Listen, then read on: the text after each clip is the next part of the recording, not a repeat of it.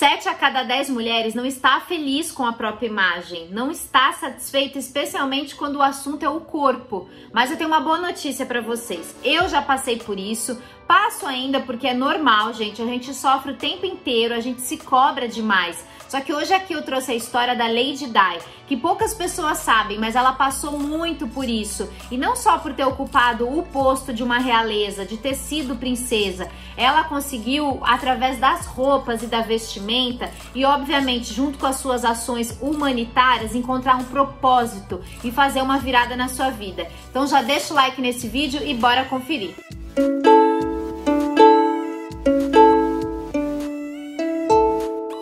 Quando a gente vê a história da Lady Di, ela foi um pouco tumultuada, né? E eu ainda era nova quando ela faleceu. E às vezes a gente fica com aquela imagem na cabeça, ah tá, foi um ícone da moda, tá? Foi uma mulher realmente importante, ocupou um posto, fez diferença no mundo, né? Trabalhou causas humanitárias. Mas assim, gente, ela foi muito mais que isso. Eu fui assistir um filme, um documentário sobre a vida dela que tá disponível na Netflix. E eu fiquei assim, muito surpresa. Não surpresa porque eu tinha essa noção de que ela fez tudo isso, né? Que foi uma figura importante. Mas, nossa, é angustiante em alguns momentos, assim, porque você vê várias questões com as quais a gente lida no dia a dia. Ela ali, exatamente, mulher num posto de exposição, sendo cobrada, sendo rotulada, sendo perseguida. Então, assim, vale a pena. E eu vou trazer um pouco aqui hoje, exemplificar um pouco pra vocês. Mas a Lady Di, ela foi criada no campo. A gente viu aí ela vir de uma família de classe média e de repente ela começou a ocupar um posto que ela não fazia nem ideia. Com 19 anos, ainda tão jovem, ela largou a carreira dela, era professora no jardim de infância e ela de repente se viu entre milhões de fotógrafos, ainda antes de casar, já sendo perseguida pela imprensa, sempre muito gentil, sempre muito dócil. Ela acabou guardando toda essa cobrança a qual ela se viu exposta dentro dela. Então ela começou... primeiros hábitos que ela começa a ver da realeza, ela fala, meu Deus do céu, eu vou trocar de roupa 4 vezes ao dia, porque entre todos os compromissos, as aparições públicas, era mais ou menos isso que acontecia. Só que ela viu nas roupas, essas vezes, essa cobrança de estar ali 4 vezes ao dia com uma roupa diferente, ela viu também uma oportunidade de conseguir, às vezes, se posicionar. Não necessariamente, às vezes ela conseguia colocar a fala, mas ela conseguia se comunicar através das roupas. Isso é um processo muito interessante e que eu sempre tô aqui falando pra vocês, né? Então ela foi uma mulher que sempre estava muito à frente do seu tempo. A primeira vez que a Lady Di, ainda como noiva, ela foi a um evento com o príncipe Charles, ela apareceu com um vestido preto, com decote, e a primeira coisa que ele falou pra ela, que já dava sinais de que essa relação ia ser um tanto tumultuada, conturbada, ele falou assim, você vai com esse vestido? Como assim você vai com esse vestido? Ela falou, gente, eu tinha 19 anos, eu tava entrando num universo que eu não fazia ideia. Uma menina de 19 anos queria usar o melhor vestido preto que tivesse pra ir numa super festa, pra ir num evento importante. E assim ela foi, mesmo com o Charles falando não pra ela. E assim foi acontecendo muitas vezes ao longo da história. A Diana, ela foi quebrando alguns hábitos da família real, né? Então, não só a proximidade dela muito com o público, né, com as pessoas, ela começou a fazer a trajetória dela ali na moda. Então, por exemplo, você vê que assim, a realeza, claro, a gente vai ver blazers, a gente vai ver tailleurs, roupas muito sofisticadas, roupas de grife. Hoje, inclusive, eu tô aqui com essa ombreira justamente em homenagem à Lady Di, à princesa Diana, porque a gente vê que ali num ambiente como ela tava, ainda nos anos 80, exatamente as ombreiras, e ela foi uma figura que ajudou a justamente fortalecer essa imagem do como que as ombreiras que voltaram com tudo agora de 2017 para cá, justamente ela acaba dando uma força a mais para a mulher, né? Então todos os conjuntos que a gente vê, todas as blusas que acabam tendo essa esponjinha aqui, elas acabam ajudando a nossa postura. Então, como ela estava sempre num púlpito, ela sempre tinha uma plateia imensa para falar. Então o blazer foi ali o primeiro aliado dela no guarda-roupa, mas ela viu que ela podia mais. e que ela podia usar nas cores, que as cores aproximavam ela do público. Eu acho que ela foi uma das primeiras ali. A gente tá hoje falando de combinação, uma combinação ousada, análoga, de vermelho e de rosa. Mas, gente, Lady Di tava ali nos anos 80 bombando na combinação de cores. Ela fez essa combinação de rosa e vermelho. Eu lembro uma vez que, eu acho que até tá no filme, não sei se eu tô misturando as coisas ou do livro, mas que ela foi ao Taj Mahal já no fim do relacionamento, que ela começou a fazer viagens sozinha. Ela, nessa viagem, tem uma foto no Taj Mahal que eu acho que ela tá com uma saia roxa, misturando cores, assim, gente, como ninguém. Então ela viu a oportunidade de, nas roupas, ela conseguir se posicionar. Pra quem não sabe, logo no início do casamento, ela começou a desconfiar muito de uma amizade, que era a Camilla Parkinson, com quem Charles tinha esse contato, né, uma relação muito complicada. Ela começou a entrar um pouco, a coisa nunca ficou muito clara se realmente aconteceu, mas a verdade é que ao longo de todo o casamento essa amizade foi algo que misturou muito e que mexeu muito com a cabeça da Diana. E ela diz nesse filme que justamente assim, o casamento, todo mundo naquele dia tava muito esperando o vestido dela, né? Milhões, gente, de pedrarias, um vestido impecável.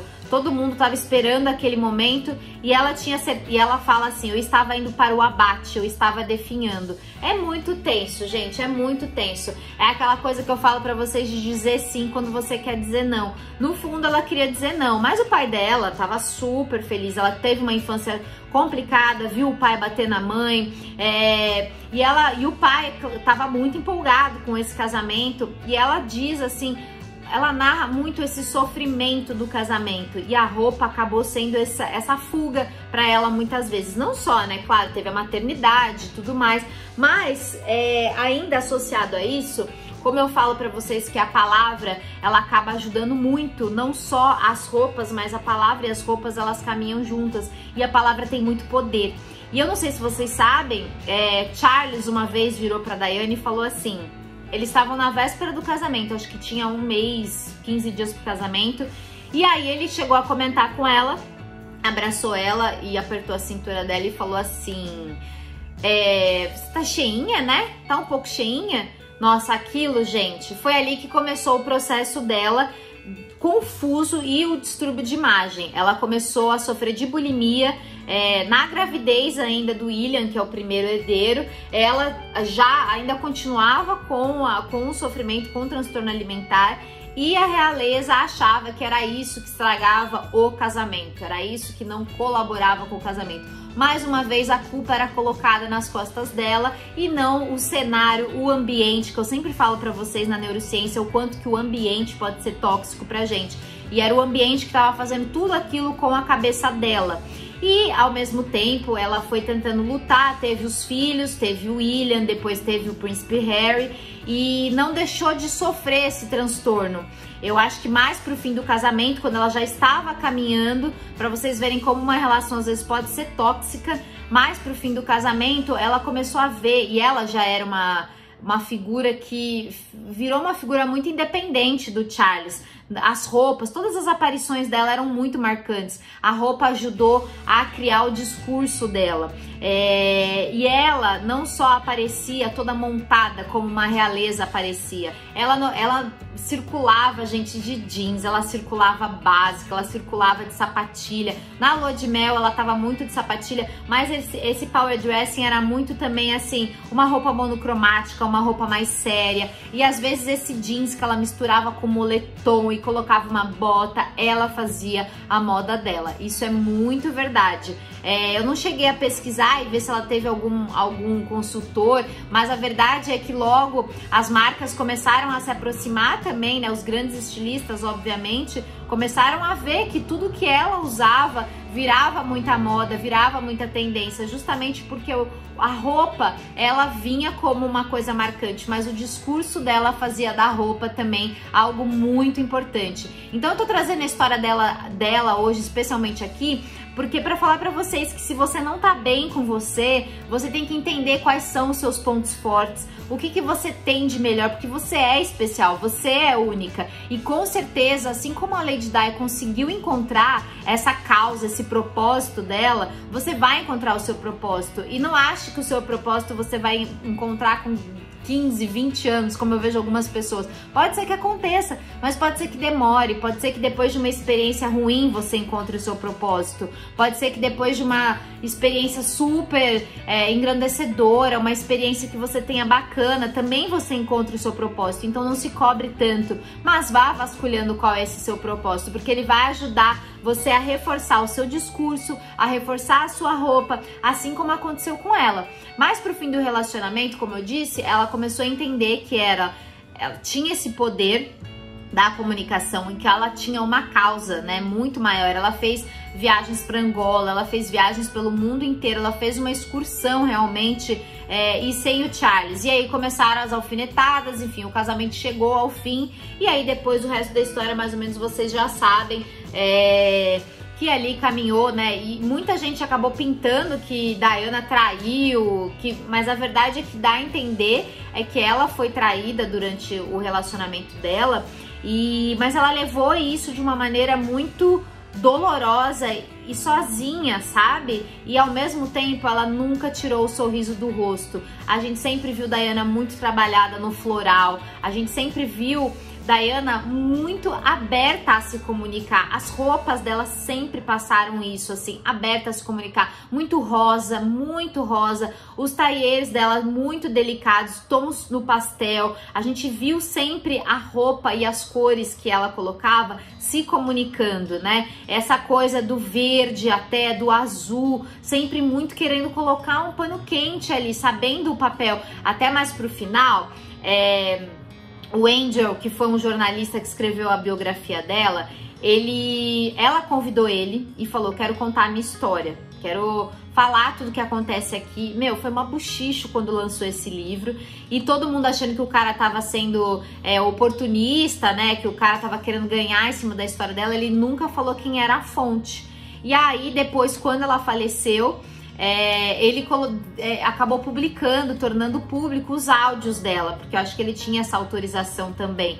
Então assim, cara, ela foi empoderada, foi pouco pra essa mulher, porque ela colocou a boca no mundo.